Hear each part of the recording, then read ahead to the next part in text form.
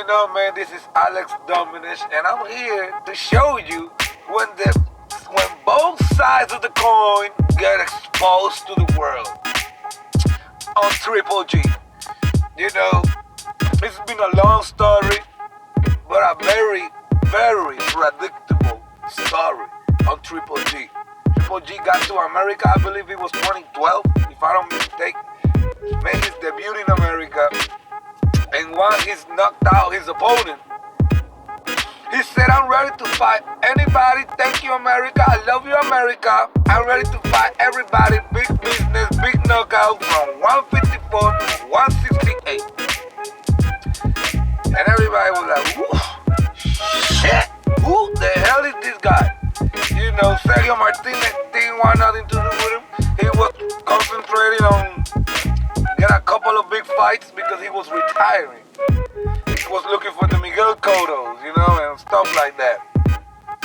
So he started, there was not a lot of competition back then in middleweight.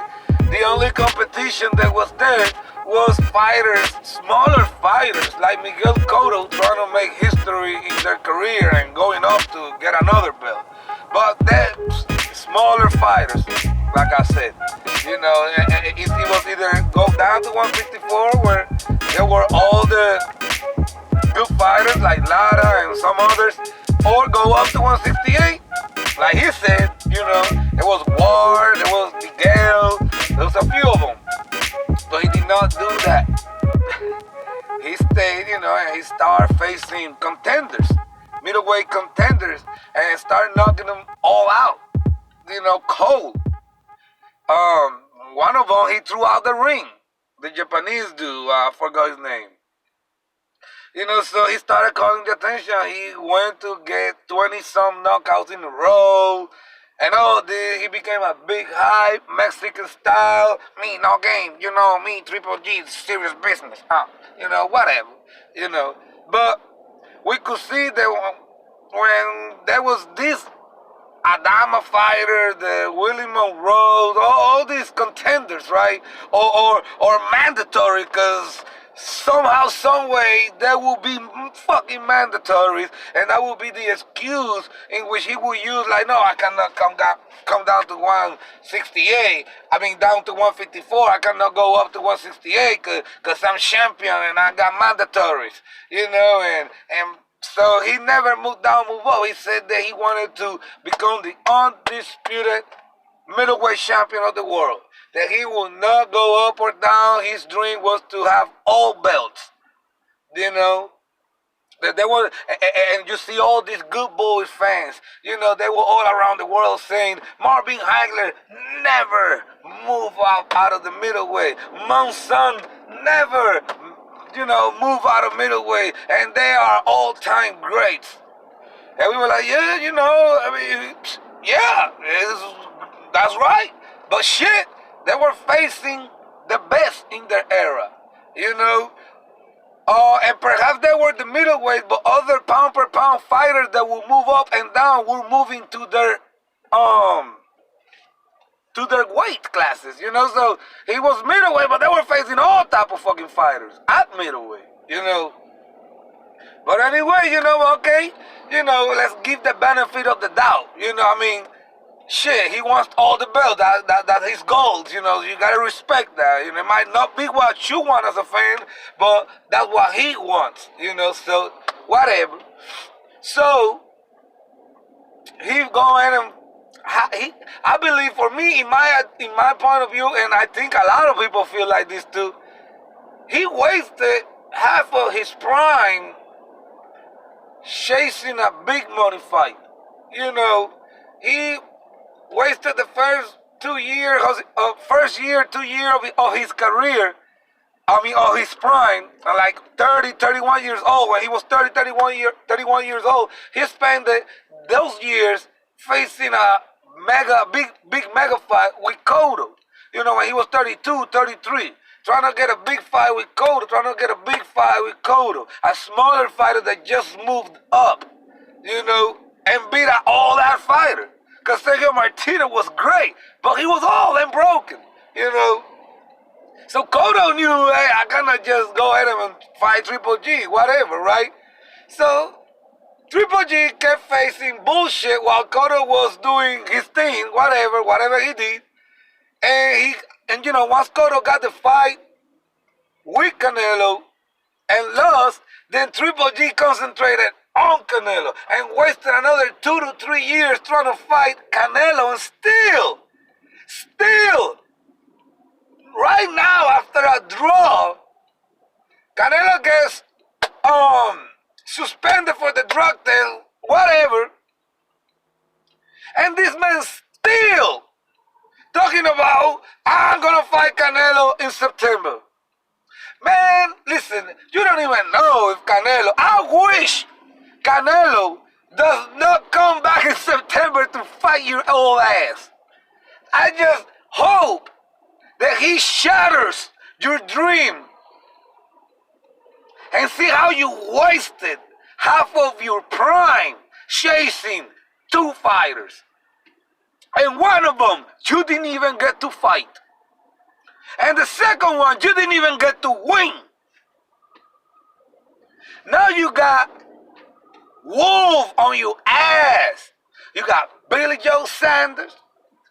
You got the IBF #1 contender, which is the mandatory. His name is crazy as shit. He's from where you fucking from, Triple G. You know. You got WBA mandatory Daniel Jacob that put it on your ass, and you walked away with the majority decision or a split decision, whatever. You know. And you got Jermar Charlo banging on that door. WBC mandatory. You are surrounded. And you are all ass. So you tell it. I just wish Canelo doesn't fight you in September. You don't deserve that, bro. You acting and talking like you are great. Talking about you stronger, your resume stronger than Bernard Hopkins. Man, listen, Trinidad victory alone on Bernard Hopkins' record shatters your whole career. Your whole career, Triple G. You haven't done shit in the middleweight division. Nothing. I've been saying this since day one. This dude is full of shit. And how did I know he was full of shit? Because he said, I will fight anybody from 154 to 168. All the challenges were made, and you didn't pick one. Not from a smaller dude, and not from the bigger dude. You even had these fighters talking about they'll go to your division and whoop your ass in your division, and you still said no. I just don't get it. And you got these John Lyons on your ass now. What you think your all ass is gonna do with these guys that just got in their prime?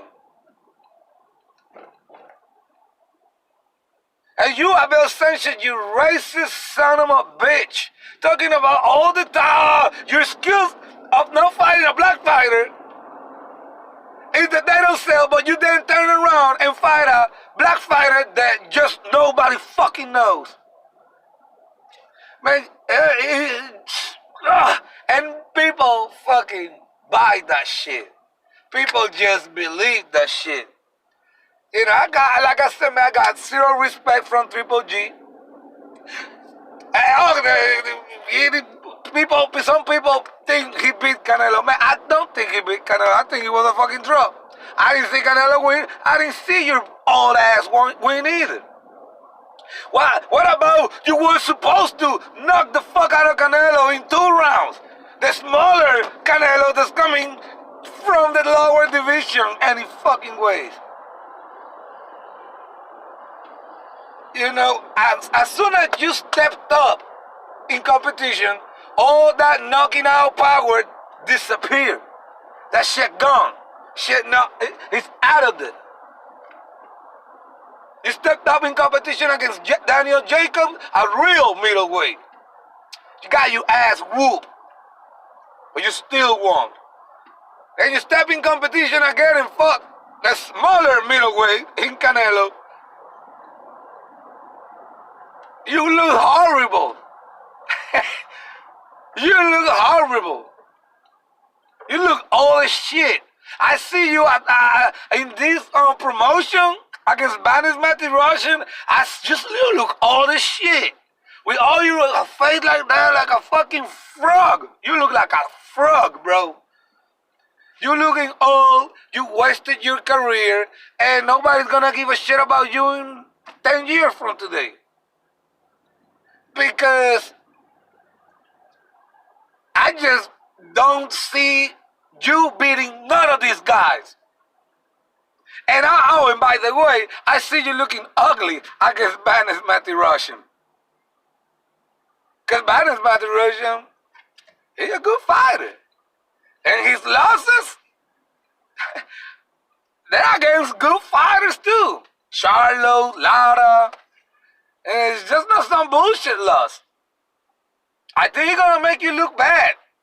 If he can avoid them punches for a little bit, he's gonna make you look bad, Triple G. And then after that fight, I think it will be wise for you to retire. That will be a nice business move. Retire, so Canelo won't know what to do. And when he come back, he probably call you out. Because I don't think his ass want to deal with these other guys either. But that's another video. Take care, my people.